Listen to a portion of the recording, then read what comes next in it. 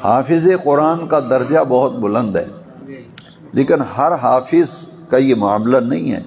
ہمارے ہاں ایک مغالطہ ہے بہت بڑا کہ بس حافظ ہو اور جیسے مرضی اس کے عمل ہو، نماز پڑھے نہ پڑھے کہتے ہیں حافظ صاحب ہیں۔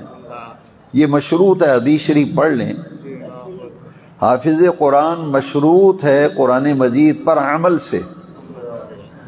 جو حافظ قرآن کے لیے جزا ہے، انعام ہے، جو اعزاز ہے، وہ مشروط ہے قرآن مجید پر عمل کرنے سے، کیونکہ وہ حدیث شریف پوری لوگ سناتے نہیں ہیں، بس اتنے ہی کہتے ہیں کہ حافظ قرآن خاندان کے 10 افراد جن پر جہنم واجب ہو چکی ہوگی ان کی شفاعت کرے گا، اتنی صرف سنائیں گے حدیث۔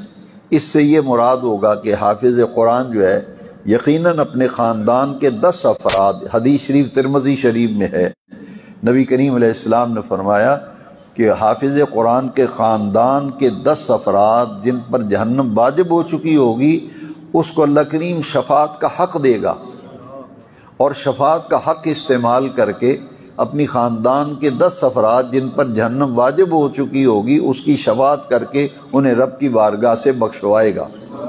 یہاں ایک حدیث شریف اس کے ضمن میں تمام سامعین اپنے ذہن میں رکھیں۔ نبی کریم علیہ السلام نے فرمایا